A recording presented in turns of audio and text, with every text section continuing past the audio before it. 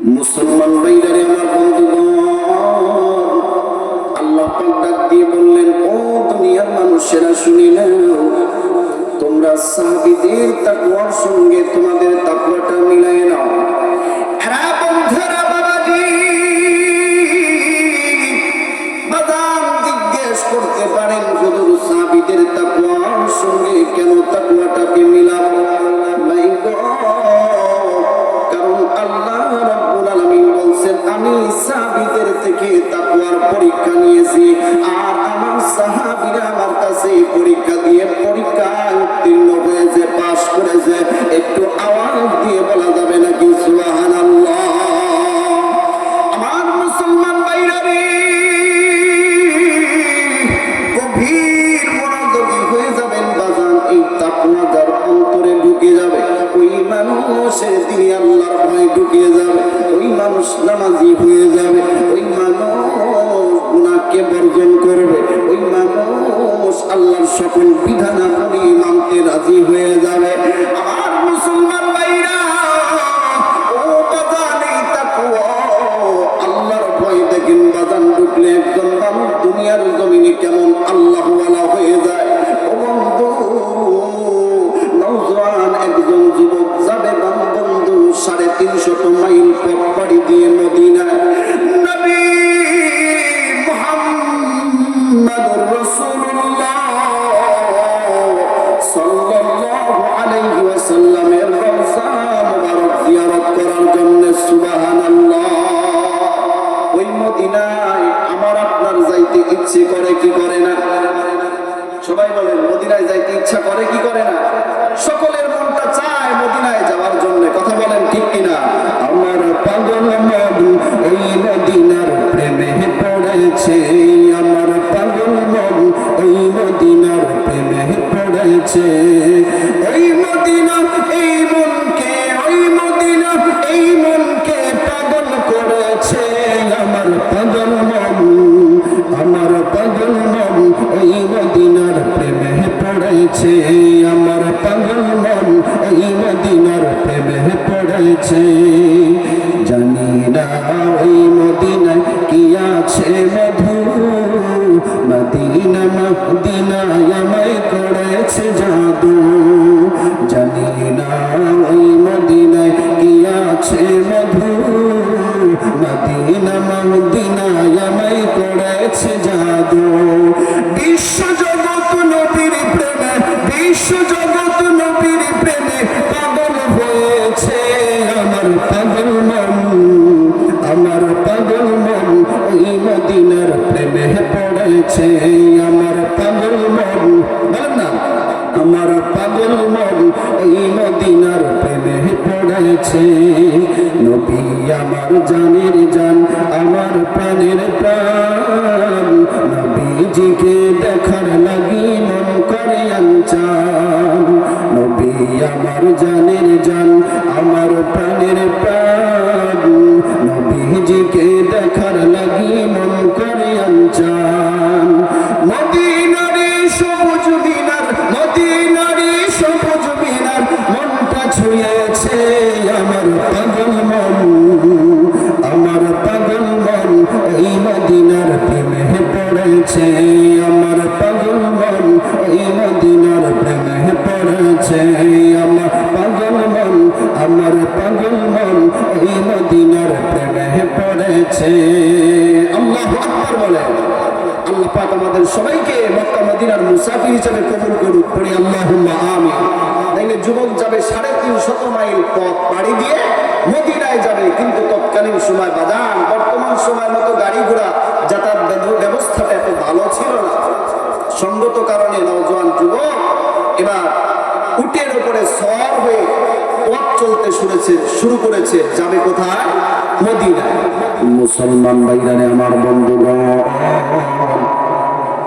নওজোয়ান যুবক মদিনার উদ্দেশ্যে বাগান যখন উটের উপরে সওয়ার হয়ে রওনা করে দিয়েছি, এবার নওজোয়ান যুবক যেতে যেতে যেতে যেতে যখন মদিনার প্রায় কাছাকাছি চলে গেছে বাজার, অথবা অর্ধেকটা পথ যখন পাড়ি দিয়েছি, জিজ্ঞেস করতে চাই, আমি আপনি যদি এই দুনিয়ার জমিনে 350 মাইল পথ পাড়ি দিতে যাই, আমার আপনার শরীর ক্লান্ত হবে কি হবে না?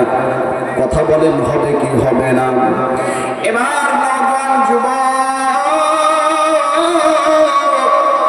350 মাইল পথ অতিক্রম করতে যাইয়া বাদান্ডি শরীর যখন ক্লান্ত হয়ে গেছে, যুবক এবার মনে মনে চিন্তা করতেছে, এখন যদি একটু বিশ্রামের জন্য সুন্দর জায়গা পেয়ে যায়, আমি সেখানে একটু বিশ্রাম করব। ভাই গো, কিছুক্ষণ কিছু দূরে যাওয়ার পরে এবার নওজোয়ান যুবক নজর করে দেখে পাশে একটা সুন্দর মনোরম দৃশ্য দেখা যায়, সুন্দর একটা গাছ দেখা যায়। নওজোয়ান যুবক এবার মনে মনে চিন্তা করলো, আমি এই গাছের নিচে যাইয়া আমি একটু সেখানে বিশ্রাম নেব।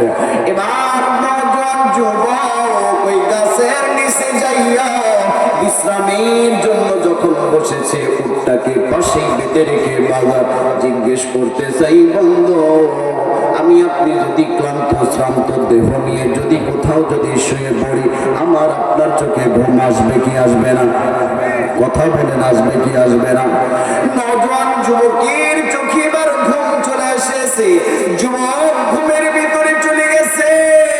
যুবক যখন ঘুমায়া গেছে, যুবক ঘুম থেকে ওঠার পর এবার নজর করে দেখি উটটাকে যে গাছের সঙ্গে বেঁধে রেখেছিল, ভাই গো ওই গাছের সঙ্গে আর উটটা বাঁধা নাই। নওজোয়ান যুবক এবার উটটাকে উটের তালাশে নওজোয়ান যুবক বের হয়ে গেছে, কিন্তু বাজার পাশে ছিল একটা খেজুরের বাগান। ওই বাগানের মধ্যে যাইয়া যখন উটটা যখন চলে গেছে, ওই খেজুরের বাগানের মধ্যে যাইয়া খেজুরের গাছগুলোকে খেয়ে ফেলেছে, বাগান নষ্ট করে ফেলেছে। এবার যখন দিন শেষ হয়ে গেছে, এবার বাগানের মালিক বিকেল বেলা আসার পর এবার নিজের জমিনের ভিতরে যখন উটটাকে দেখতে পায়, বাগান জিজ্ঞেস করতে চাই, রাগ হবে কি হবে না? কথা বলেন, হবে কি হবে না? এবার বৃদ্ধ মানুষ রাগান্বিত হয়ে গেছে, রাগান্বিত হইয়া পাশেই ছিল একটা পাথর, পাথরটাকে উঠাইয়া এবার বৃদ্ধ মানুষ এবার বরাবর মেরে দিয়েছে। উটটার মাথার সঙ্গে পাথরটা লাগিয়া মাথাটা ফেটে গেছে, ফিনকি দিয়ে রক্ত বের হয়ে গেছে। রক্ত বের হয়ে পড়তে পড়তে বাগান জমিনে রক্ত পড়তে পড়তে এক পর্যায়ে রক্ত খরণ হইতে হইতে উটটা জমিনের মধ্যে পড়ে মারা গেছে। এবার নওজোয়ান যুবক এই উট তালাশ করতে করতে যখন বাগানের ভিতরে যখন এসেছে, নজর করে দেখে পাশে একজন মুরব্বী দাঁড়ানো, বাগানের মালিক দাঁড়িয়ে আছে আর উটটা জমিনের মধ্যে পড়ে আছে। এবার জিজ্ঞাসা করে, ও বাবা বলেন না গো, আমার উটটাকে কে মেরেছে?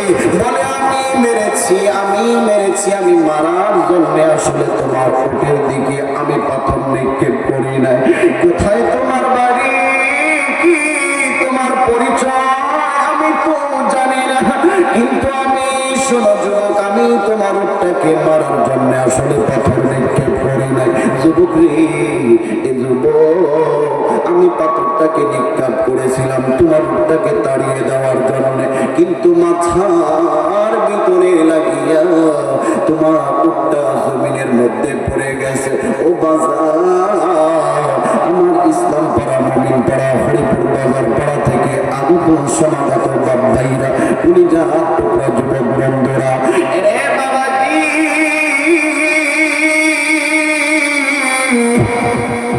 এবার নওজোয়ান যুবক পাথরটা উঠাইয়া রাগান্বিত হইয়া এবার যখন ওই বাগান দিয়েছি, সঙ্গে সঙ্গে ওই বাগানওয়ালা বৃদ্ধ বাবা কপালের মধ্যে যাইয়া যখন লেগে গেছে, এক পর্যায়ে ওই বাগানের মালিকও জমিনে পড়ে গেছে।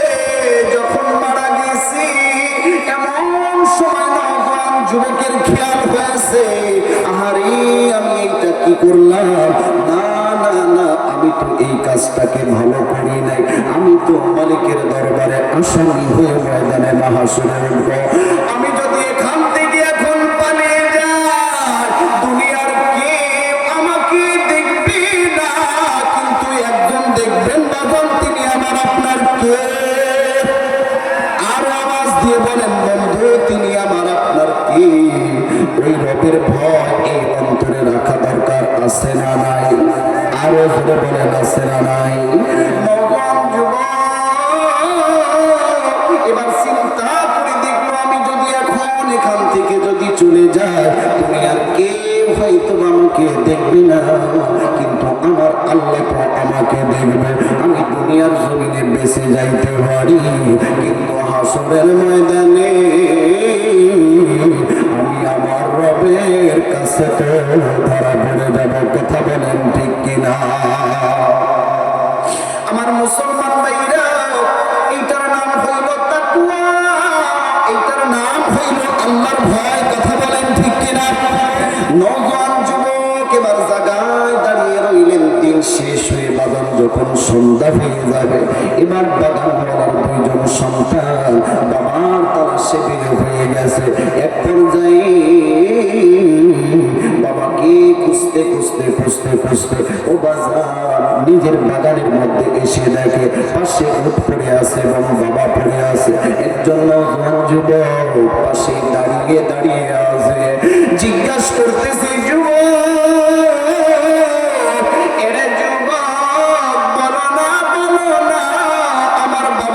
কে মেরেছে? এবার আমার ভাইরা নওজোয়ান যুবক ডাক দিয়ে বলতেছে, দেখো না দেখো না, আসলে তোমার বাবাকে আমি হত্যা করেছি। বলে, তুমি হত্যা করেছো, কিন্তু তুমি কেন পালাও নাই? বলে, আমি দুনিয়ার জমিনে চাইলে আমি পালাইতে পারতাম, কিন্তু আমি এই জন্যে কারণে আমি পালাই নাই, কারণ দুনিয়ার জমিনে হয়তো আমাকে আর কেউ খুঁজে পাবে না, তালাশ করে পাবে না, কিন্তু ময়দানে মাহশরে আমাকে আমার রব আল্লাহর সামনে জবাব দিতে হবে। কথা বলেন ঠিক কিনা? মুসলমান ভাইরা আমার বন্ধুগণ, বাজান লম্বা আমি করব না, স্বল্প সময় সংক্ষেপে কথা বলে বিদায় নিয়ে চলে যাব। এবার নওজোয়ান যুবকের কথা শোনার পরে বাবার দুইজন সন্তান, বাবার দুইজন নওজোয়ান সন্তান এবার ডাক দিয়ে বলতেছে, দেখো না, আসলে তুমি কি জন্য কোন কারণে মেরেছ? বলে, আমি আসলে ইচ্ছাকৃত ভাবে মারি নাই, আমার উটটাকে দেখো না, তোমার বাবাই হত্যা করে ফেলেছে, এই জন্য আমি তোমাকে তোমার বাবাকে হত্যা করেছি। এবার যুবকদেরকে নওজোয়ান যুবক ডাক দিয়ে বলে, ভাইরা দেখো না দেখো না, আমি কি জন্য পালাই নাই, চলো না মদিনায় যাব, মদিনায় যাইয়া হযরত ওমরের দরবারে যাব। আমি তোমার বাবাকে মেরেছি, হত্যার পরিবর্তে আমাকে হত্যা করবে, আমাকে হত্যা করে ফেলবে, তবু আমি ময়দানে মাহশরে আসামি হইয়া দাঁড়াইতে চাই না। একটু আওয়াজ দিয়ে বলা যাবে নাকি সুবহানাল্লাহ? এরা বন্ধু, এবার বাজার নওজোয়ান যুবক এবার দুই ভাইকে নিয়ে ছুটে চলছে মদিনার পথে। যেতে যেতে যেতে যেতে বাজার লম্বা ঘটনা, হযরত ওমরের দরবারে যখন চলে গেছে, খলিফাতুল মুসলিমিন হযরত ওমর ফারুক রাদিয়াল্লাহু তাআলা আনহুর দরবারে যাওয়ার পর এবার হযরত ওমর যখন নওজোয়ান যুবক যুবককে নিয়ে পথ চলতে শুরু করেছে। ভাই গো, যাইতে যাইতে যখন হযরতে ওমরের দরবারে যখন চলে গেছে, এবার ডাক দিয়ে বলে,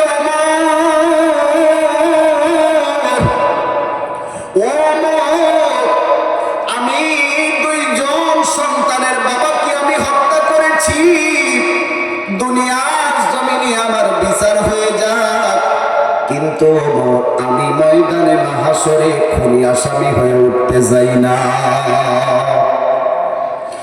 এবার হযরতে ওমর ডাক দিয়ে বলে, জল্লাদ তো জল্লাদ, তুমি এই নওজোয়ান যুবককে তো হত্যা করে ফেলবে, কিন্তু যুবক রে, আমি তোমার কাছে পরিশেষে জানবার চাই, তোমার কি কোনো শেষ ইচ্ছা আছে?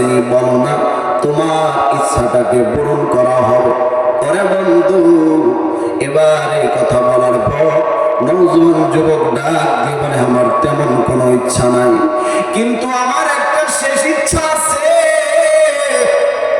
বলে কি? বলে, আমি আমার গ্রামের ভিতরে আমি একজন বিধর্মী মানুষের থেকে কিছু টাকা খরচ নিয়েছিলাম, ওই টাকা যদি আমি ওই বিধর্মীকে যদি ফেরত না দেই, কিয়ামত পর্যন্ত ওই বিধর্মী মুসলমানদেরকে গালি দিবে, আমাকে একটু যাওয়ার জন্য সুযোগ করে দেন না? বলে, হ্যাঁ, তোমাকে যাওয়ার জন্য সুযোগ করে দেওয়া হবে, কিন্তু তুমি তোমার জায়গায় একজনকে রেখে যাও। কেউ নাই ওই মদিনার জমিনে, নওজোয়ান যুবকের মা নাই, বাবা নাই, আপনজন কেউ নাই। নওজোয়ান যুবক চোখের পানি ফেলে ফেলে কান্দে, আর উপস্থিত মানুষদেরকে ডেকে ডেকে বলে, শোনো শোনো, আমি 350 মাইল পথ অতিক্রম করে আসছি মদিনায় ওমরের দরবারে, আমি আমার বিচার নিজে বুঝে নেওয়ার জন্য এসেছি, আমারে যাইতে দাও না। মানুষগুলি বলে, না না না, তোমার যাইতে দেওয়া হবে না, যদি তুমি তোমার জায়গায় একজন মানুষ রে তুমি যদি রেখে যাইতে পারো, তাইলে তোমাকে যাইতে দেওয়া হবে, ছেড়ে দেওয়া হবে। ও বাজার, ও বন্ধু, কেউ রাজিটা হয় না। এক পর্যায়ে নবীজির একজন সাহাবী, নাম হইল আবু যর গিফারি রাদিয়াল্লাহু তাআলা আনহু। আবু যর গিফারি রাদিয়াল্লাহু তাআলা আনহু দাঁড়াইয়া ডাক দিয়ে বলে, খলিফাতুল মুসলিমিন,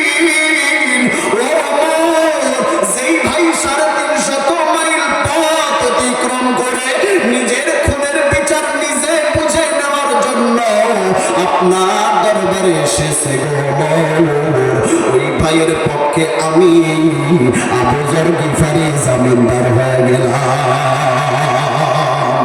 এ বন্ধু, এরে বাবাজি, কোন আবু যর গিফারি?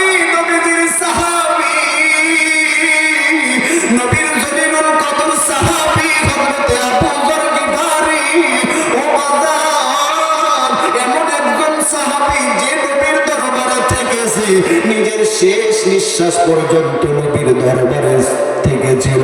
নবীর দরবারে থাকার কারণে নিজের ঘর বাড়ি পর্যন্ত করতে পারে নাই। ওই আবু যর গিফারি যখন রাজি হয়ে গেল, নওজোয়ান যুবককে এবার সময় দেওয়া হলো, জুমার দিন জুমার নামাজ পর্যন্ত তোমার সময়, জুমার নামাজের পরে এই মদিনায় তোমার বিচার হবে, তোমাকে হত্যা করা হবে। ও নওজোয়ান, তুমি চলে যাও না। এবার নওজোয়ান যুবক নিজের এলাকায় যাইয়া ওই বিধর্মীকে পাওনা টাকাটা দেওয়ার পর, ও বন্ধু, এবার বাবার কাছে যাইয়া বিদায় নিয়া, মায়ের কাছ থেকে বিদায় নিয়া, আত্মীয় স্বজনের দিকে শেষ বিদায় নিয়া, এবার যখন নওজোয়ান যুবক, ও বন্ধু, এবার যখন মদিনার পথে রওনা দিয়েছে, কিন্তু বাজার দেখা গেল পথের মধ্যে দেরি হয়ে গেছে, নওজোয়ান যুবকের উটের জিন পোস্টটা খুলে গিয়েছে। এদিকে মদিনার ভিতরে হযরতে ওমর খলিফাতুল মুসলিমিন জুমার গিফারিকে ডাক দিয়ে বলে, আবু যর গিফারি, ও আবু যর, ওই নওজোয়ান যুবকের জায়গায় এখন তোমাকে ফাঁসির মঞ্চে ঝুলতে হবে। ও আবু যর, আবু যর রে, তুমি আসো না, তোমাকে ফাঁসির মঞ্চে ঝুলানো হবে। এবার জল্লাদ একবার আবু যর গিফারির দিকে তাকায়, এক হাত আবু যর গিফারির দিকে আগায়, আবার দুই হাত পিছনে চলে যায়। এরে বন্ধু, ওই দিন মদিনার সকল মানুষগুলি কান্দে, সকল মানুষের চোখের ভিতরে পানি। একজন নির্দোষ মানুষকে দোষী মানুষের জায়গায় আজকে কেমন করে হত্যা করা হবে, আরে সবাই ওই দিন কান্দে। ও বাজার, এর নাম হইল তাকওয়া, এর নাম আল্লাহর ভয়। এবার নওজোয়ান যুবক কিছুক্ষণ পরে যখন আবু যর গিফারির যখন হত্যা করা হবে, সকল মানুষের চোখে পানি। খলিফাতুল মুসলিমিন হযরতে ওমরের চোখে পানি। হযরতে ওমর, ওই সময় ওমরও কান্দে, সকল মানুষগুলি কান্দে। এর বন্ধু, এর বাবা কি, এবার সকল মানুষগুলোর চোখে পানি, হযরতে ওমরের চোখেও যখন পানি, এমন সময় হযরতে ওমর নজর করে দেখে রে, কে জানি মদিনার ওই বানর প্রান্তরে কে জানি রে বানর উড়াইয়া, ইয়া রাসূলুল্লাহ, ইয়া হাবিবাল্লাহ, ইয়া বলতে বলতে খলিফাতুল মুসলিমিন হযরতে ওমরের দিকে আনাস, আল্লাহু আকবার। হযরতে ওমর ডাক দিয়ে বলে, ও জল্লাদ, থামো না, ওই যে দেখা যায় কি জানি আমার দিকে আসে। ওমর বলতে বলতে দেখা যাক উনি কি নওজোয়ান যুবক কিনা। ও বাজান বন্ধু, কিছুক্ষণ পরে দেখা গেল উনি হইল নওজোয়ান ওই যুবক। এবার যখন যুবক যখন উপস্থিত হয়েছে, ওই বাবার দুইজন সন্তানের চোখে পানি।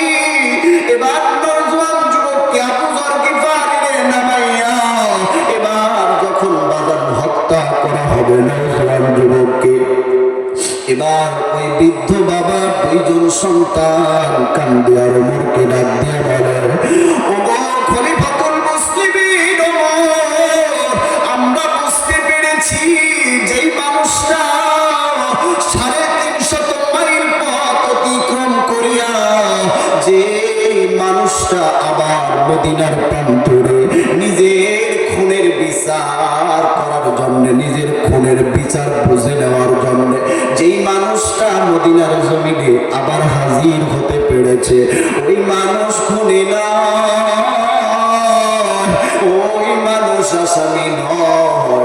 ও ওমর, আমরা আমাদের বাবার দাবি ভুলে গেলাম। আমরা দুইজনের সন্তান মিলে আমার বাবার খুনের আসামিকে মাফ করে দিলাম। সুবহানাল্লাহ। শুধু তাই নয়,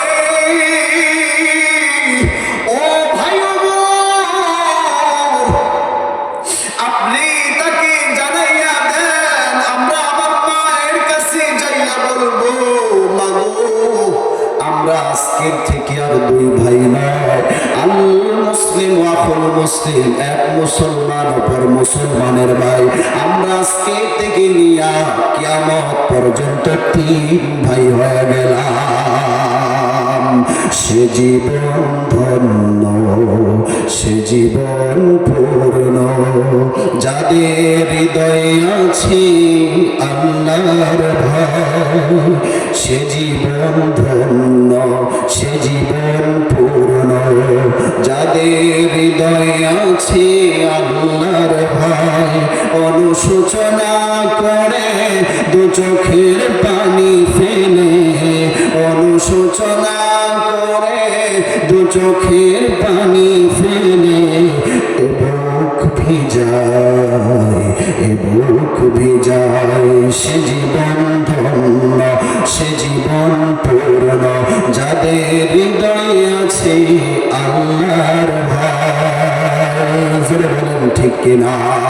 ও বন্ধু, ও বাজান, যাদের দিলের মধ্যে আল্লাহর ভয় থাকবে, আল্লাহ রাব্বুল আলামিন এই কথাটাই বলেছেন, ওয়ালিমান খাফা মাকামা রাব্বিহি ওয়া নাহান নাফসা আনিল হাওয়া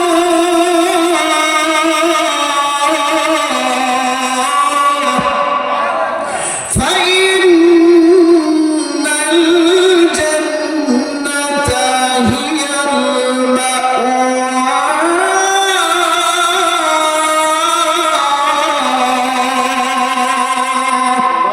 আল্লাহ পাক বলেন যে মানুষগুলি দুনিয়ার জমিনে আল্লাহর সকল বাজার নিষিদ্ধ বিষয়গুলো যারা পরিত্যাগ করবে আর এক আল্লাহকে যারা ভয় করবে, আল্লাহ বলেন তাদেরকে আমি আল্লাহ পাক জান্নাতুল মাওয়া দান করব। জোরে বলেন সুবহানাল্লাহ। আমার মুসলমান ভাইরা, আমার বন্ধুগণ, ও বাজার, এই তাকওয়া, এই আল্লাহর ভয় এমন একটা সম্পদ বাজার, এই ভয় যাদের অর্জন হয়ে যাবে, এই তাকওয়া যাদের অর্জন হয়ে যাবে, ওই মানুষ গুনাহ ছেড়ে দেবে, ওই মানুষ নামাজি হয়ে যাবে, ওই মানুষ মাদ্রাসামুখী হয়ে যাবে, ওই মানুষ এই কোরআনওয়ালা হয়ে যাবে। বিশ্বাস করেন বাজার, কোরআন হাতে নিয়ে বলতে পারে আজকে বাজার আমার আপনার দিলে রবের ভয় নাই, তাকওয়া নাই, আল্লাহর ভালোবাসা নাই, আল্লাহর মহব্বত নাই।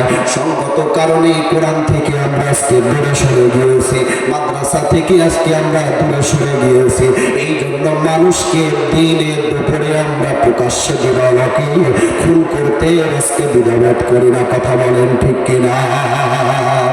আজকে নজর করে দেখা যায় আমার বাংলার জমিনে বাজার, এই আল্লাহর ভয়, তাকওয়া, আল্লাহর ভালোবাসা না থাকার কারণে, কোরআনের শিক্ষা না থাকার কারণে প্রকাশ্যে দিবালোকে উসমান হাদির মতো দেশপ্রেমিককে হত্যা করা হয়। কথা বলেন ঠিক কিনা? মনে রাখবেন মুসলমান, এই বাংলার জমিন স্বাধীন হয়েছে রক্ত দিয়ে।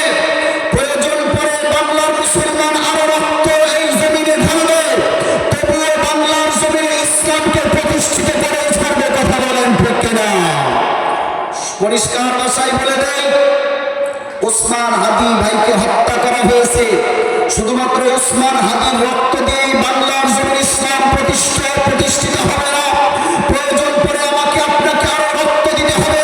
বিপ্লবের মাধ্যমে বাংলার জমিন আবার মুসলমানের হাতে আসবে, মুসলমানেরা ইমানদারেরা এই বাংলার জমিনকে আবার পরিচালিত করবে। কথা বলেন ঠিক কিনা? বিপ্লব মানে জীবন দেয়া বসে থাকা নয়।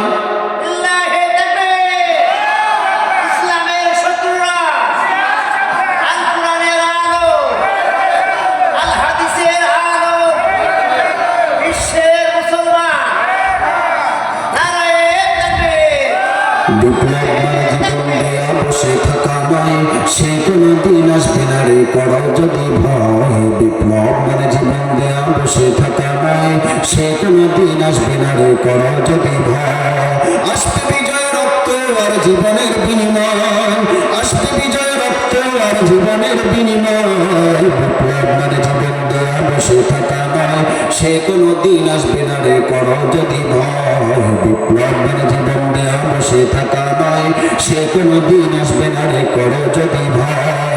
লড়াইয়ের ময়দানেতে যেতে তোমাকে হবে, প্রয়োজনে সব রক্তটুকু জমিনে ঢেলে দেবে। ঠিক না? লড়াইয়ের ময়দানেতে যেতে তোমাকে হবে, প্রয়োজনে সব রক্তটুকু জমিনে ঢেলে দেবে। তবুও তোমায় লড়তেই হবে, তবুও তোমায় লড়তেই হবে, মানবে না পরাজয়। বিপ্লব মানে জীবন দেয়া বসে থাকা নয়, সে কোনো দিন আসবে না রে করো যদি ভয়। বিপ্লব মানে জীবন দেয়া বসে থাকা নয়, সে কোনো দিন আসবে না রে করো যদি ভয়। কথা বলেন ঠিক কিনা? আমার ভাইরা, ও বাজান, যেই মানুষদের মধ্যে তাকওয়া ঢুকে যাবে, যেই মানুষদের ভিতরে আল্লাহর ভয় ঢুকে যাবে, ওই মানুষ কখনো মানুষকে দুনিয়ার জমিনে খুন করতে পারে না। বাজান, যেই মানুষের মধ্যে কোরআনের মহব্বত ঢুকবে, কোরআনের ভালোবাসা ঢুকবে, ওই মানুষ কখনো বিপদগামী হতে পারে না, ওই মানুষ কখনো অন্যের ক্ষতি করতে পারে না।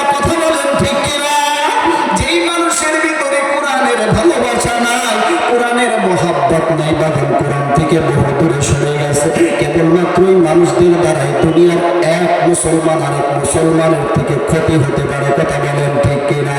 ও বন্ধু, এই মানুষদেরকে কোরআনওয়ালা বানাবার জন্য, এই মানুষদেরকে তাকওয়াওয়ালা বানাবার জন্য, এই মানুষদের দিনের মধ্যে আল্লাহর ভয়টা ঢুকায় দেওয়ার জন্য আমার মুসলমান ভাইরা রে, এই তো উপাদান দারুল নুরানি মসজিদ ও বালক বালিকা হাফিজিয়া মাদ্রাসা ও বাজার। এই মাদ্রাসার মধ্যে কোরআনের শিক্ষা দেওয়া হয়, এই মাদ্রাসার ভিতরে তাকওয়ার শিক্ষা দেওয়া হয়, এই মাদ্রাসার ভিতরে আল্লাহর ভয় ঢুকানো হয়। কথা বলেন ঠিক কিনা? ও বন্ধু, এই মাদ্রাসার গুলোকে যারা মোহাব্বত করবে, যারা ভালোবাসবে, বাজানো কিয়ামতের ময়দানে আল্লাহ তাদেরকে মাফ করে দেবে। ও মুসলমান ভাইরা, আমি তো আপনাদেরই সন্তান, বড় হাতে পায়ে হাত দিয়ে বলবো, হাত জোর করে বলবো, এই দারুল উলুম নুরানি মাদ্রাসা, এই বালক বালিকা মসজিদ, এই মাদ্রাসাকে ভালোবেসে বাবা, এই মাদ্রাসায় অনেক ছাত্র আছে, লিল্লা বোর্ডিং আছে, এই মাদ্রাসার মধ্যে অনেক এতিম ছাত্র আছে যাদের খাবারের ব্যবস্থা, ভরণ পোষণের ব্যবস্থা এই মাদ্রাসার কর্তৃপক্ষ উস্তাদ বোনেরা করে থাকে। আসেন না বাবা, এই দিলের মধ্যে তাকওয়া ঢুকাবার জন্যে, আল্লাহর ভয় আল্লাহর ভালোবাসা ঢুকাবার জন্যে, আল্লাহর প্রেম মোহাব্বত ঢুকাবার জন্যে এই মাদ্রাসাকে মোহাব্বত করে, এই মাদ্রাসাকে ভালোবেসে বাবা কে আছেন 1000 2000 5000 টাকা হুজুর এই মাদ্রাসার জন্য দিয়ে গেলাম, কিয়ামতের ময়দানে কোনো কিছুই আমাদের কাজে আসবে না। আল্লাহ বলেন, ইয়াউমা লা ইয়ানফাউ মালুন ওয়ালা বানুন ইল্লা মান আতাল্লাহা বিকলবিন সালিম। কেবলমাত্র একটা পরিশুদ্ধ আত্মা আল্লাহর কাছে পৌঁছাবে, আমার সন্তান আমার বিবি কেউ কোনো কাজে আসবে না। কথা বলেন ঠিক কিনা? জনাব প্রভাষক মোহাম্মদ সিরাজুল ইসলাম আল্লামা সাদেক আল্লাহ সাধারণ সম্পাদক হরিপুর ইউনিয়ন বিএনপি রব্বুল আলামিন 1000 টাকা মাদ্রাসাকে মোহাব্বত করে দান করেছে। আল্লাহ দান কবুল করেন, আমজানে বলে বরকত দিয়ে দান। আল্লাহ আত্মীয় স্বজন যারা কবরবাসী হয়েছে কবরের আযাব মাফ করে দান। আল্লাহ দেশ ও জাতির খেদমত করতে চায়, আল্লাহ দেশ ও জাতির খেদমত করার সুযোগ দান করে দান।